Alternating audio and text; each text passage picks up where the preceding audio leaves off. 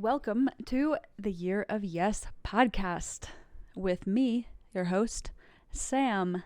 And this week, I have my lovely, wonderful mother with me. Hello, everyone. Her name is Diane. One of the things I am most excited about with this podcast is having guests on who I get to ask my main question to. The pressing question. What is a yes that has shaped your life, Mom? Well, it's really hard to choose one because I'm old, and there have been many. But one of the ones that is most constructive to mention would be a yes to furthering my education. So years ago, when Samantha and I moved to Fort Smith, I found it a challenge to find a decent job. After trying various things for a couple years, I toyed with the idea of using money that my grandpa had left me when he died and getting a master's degree. But my grandpa wasn't around to talk to say, hey, Grandpa, do you think this is a good idea? Which would have been really nice if he could have said yes or no. I decided I really needed to do something, and it seemed to be, a wise investment, but I didn't want to waste the money either. So I said yes to getting a master's degree. Anyway, it was in my mind, it was a risky venture, and I was investing money that wasn't really, it was mine, but it wasn't really mine. Anyway, so I went and got the master's degree here in Fort Smith through Webster University in human resource development. And I totally enjoyed the experience. And I loved, being back in school and meeting new people. And so the year I did that was wonderful. But I still didn't have any guarantee when I finished that I was going to be able to get a job, make money, and support us in a fashion that would have been better than what I had, prior to that. But somehow it worked out that when I graduated in 1990, at the end of the year in 1990, after a couple more months, I got a call from the director of the school, and he said that he was moving on to the University of Arkansas, and he wondered if I wanted to take his position. And I thought, well, he wouldn't have known I existed, nor would I have ever found out about that opportunity if I hadn't gone through that program.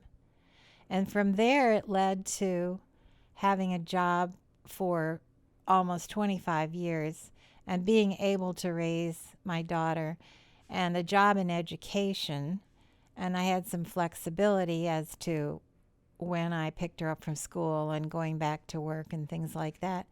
And I met a lot of really wonderful people that I wouldn't have met otherwise if I was in an environment where you have the same group of people year after year. So it led to a really wonderful life, and I could raise Samantha in a fashion that was much better than what had preceded. So it was a yes to education. And I've found again and again that when I've said yes to furthering education or taking classes in something, it's always been a good idea. It's never been a disappointment. So I think my grandpa'd be happy. So I know that since I've started this project, you have had some ideas about yes and the concept of yes, and maybe yes not always being a good thing or a positive thing. Of course, I'm not going to say yes to things that I know are not good for me. I mean, everyone has things they're going to say, no, not saying yes to that, thank you very much. And that's a good thing. And you don't want people saying yes to everything, for goodness sakes. But I think the reason that you even thought of this project is that there's a tendency to say yes to the same things you've said yes to before. And I think you're trying perhaps to say yes to things that would perhaps be a good idea and not default to a habit you might have gotten into. So I think it's more of a I'm going to be intentional about what I say yes to instead of just letting it be a default. I only say yes to these things. I always say no to those things. I mean, you're giving it a lot of conscious decision, which is excellent. And I mean, I don't think the reason you came up with this idea is because you wanted people to throw discretion to the wind and say, I'm going to say yes to everything because everything is worth doing. No, no, no. And of course, that sounds like a mother, but I am one. So there we go. Would you say in your life you wish you had said yes more, or said yes less, or you have said the right amount of yes?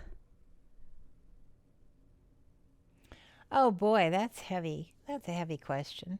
I think looking back at this age, I tended to go with the times. I hate to say it, but I mean in the 60s and 70s, I said yes to things that I would no longer say yes to.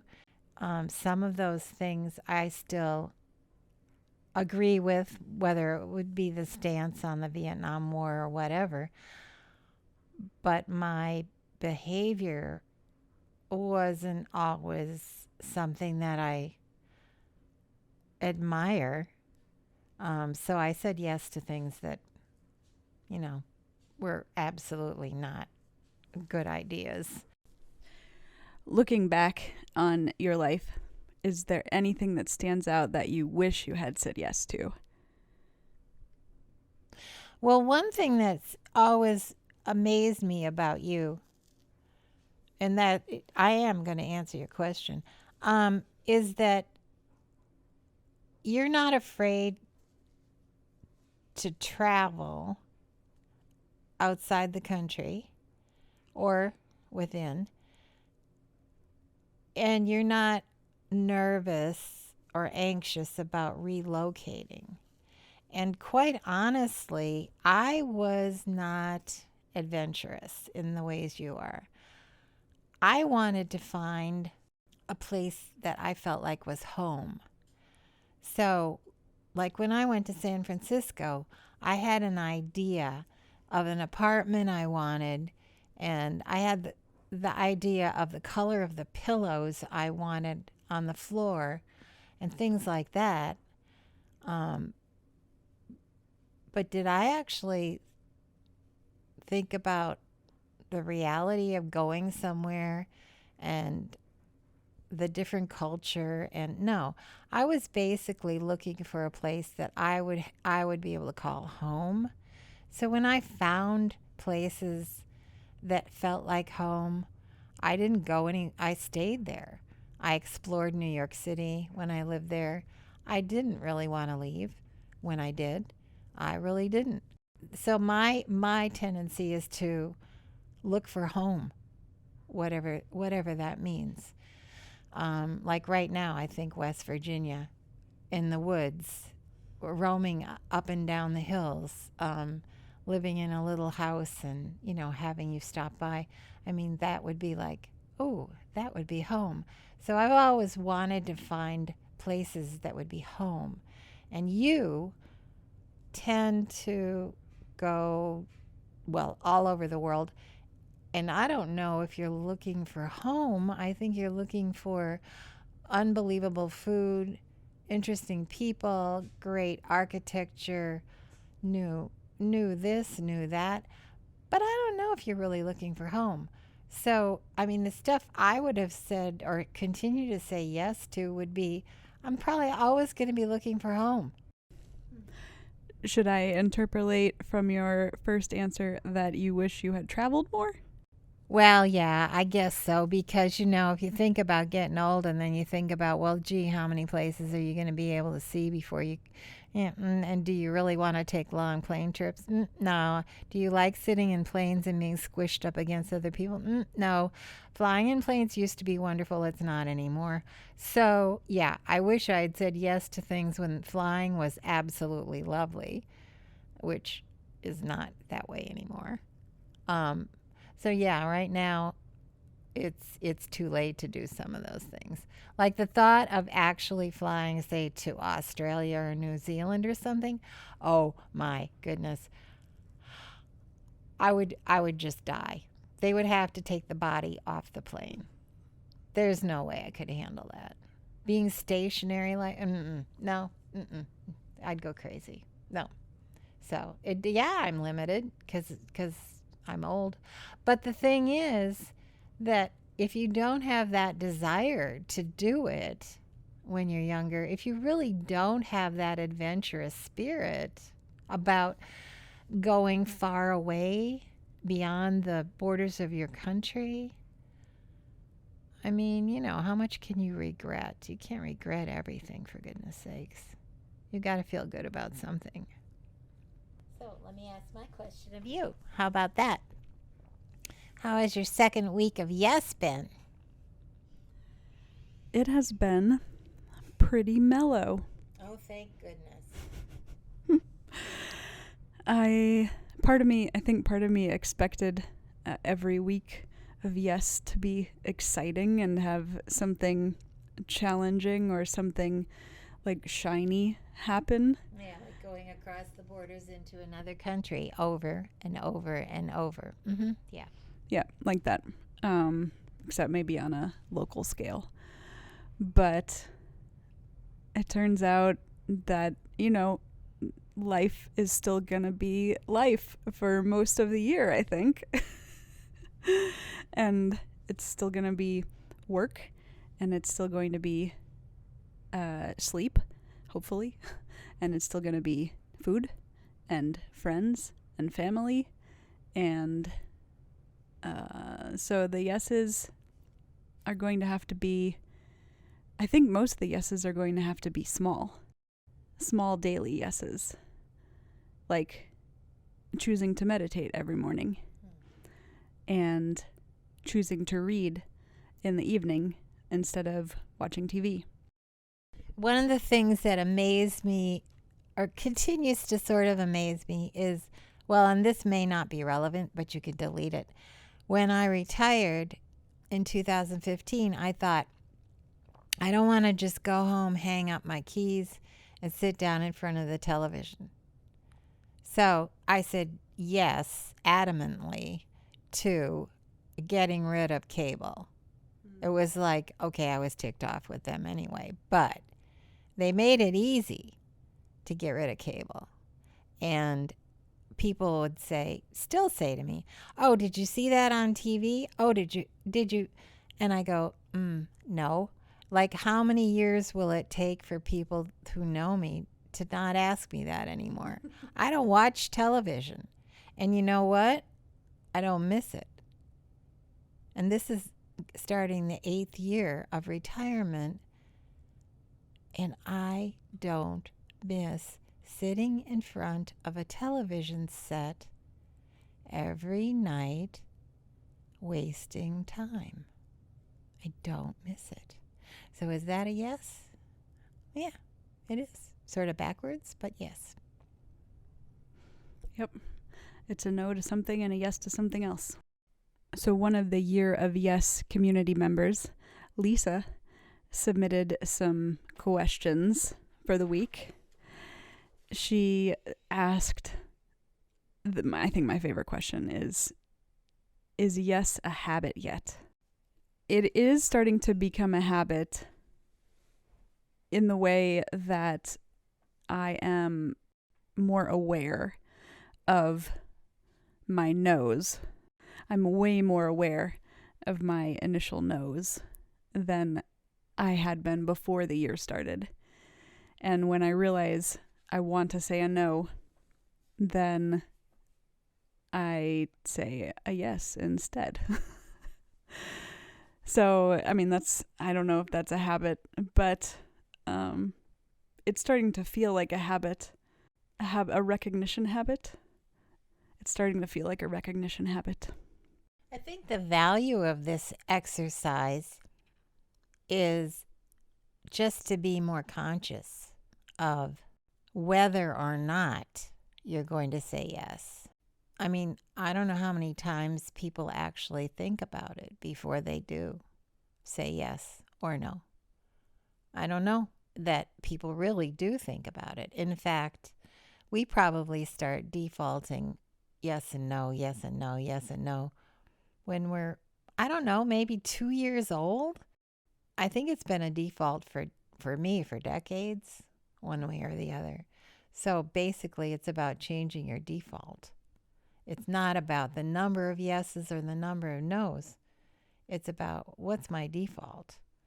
I don't want to keep defaulting exactly the same way for the rest of my life, do I? Boy, oh boy, oh boy, that would be called a rut. Mm-hmm. And nobody wants a rut. Do people really want ruts? Well, I don't. You don't, for sure. Yeah, I definitely don't. No. I think that's probably the biggest goal of the year of yes, is to become more aware of what we're doing with our lives and whether we're just saying no or whether we're saying yes or whether we're even considering anything. That's it. It's a consideration. It's a consideration. Any challenges that you didn't expect when you started this project? I think the challenge right now is to live daily life knowing that not all the yeses are going to be exciting. But part of my purpose in doing this is to say yes more often to discipline, and that isn't going to be exciting a lot of times. I think I've already been challenged by that in the second week, partially because I haven't been sleeping well, so I haven't been getting up as early as I wanted to, so I haven't been getting to the gym, and that's a kind of cycle that is easy for me to fall into and hard for me to get out of. And one of the things that I would really like to be able to get better at this year. You know, I think you're pretty strict with yourself in some ways. But that's just the mother looking at the daughter. But I do think you put a lot of pressure on yourself. And the idea of something like saying yes or considering your life from another perspective or slowing down and giving something more thought than you might have given it before is not to put more pressure on yourself than you already do, because that won't be constructive. The idea is to slow down a little bit and let yourself be open to things that you might not have been open to, which means less pressure on yourself, which would be a good thing for all of us, wouldn't it? I'll think about that. Okay, you did. Any other thoughts before we sign off? No, but I'd love to be interviewed again later on in the year if I get another chance. Yeah? Yeah, give me some time, because this is all new, and I love the concept, but give me some more time, and then, call me and say, okay, Mom, I'm checking in now. What's the scoop? Okay, you will be a recurring guest on the podcast, I promise. Okay. How does the audience feel about that? Give me a little shout out if you want to see my mom on the podcast even more. If you want to join the community, you can head on over to yearofyespodcast.com and you can choose your own length of yes time, and if you're going to have any goals or parameters for your time, if you want to share them. We have a fledgling, a growing community. So far, all women. Where are the men at? Do any men want to say yes this year? She has some really cute stickers. Yes, the stickers have come in.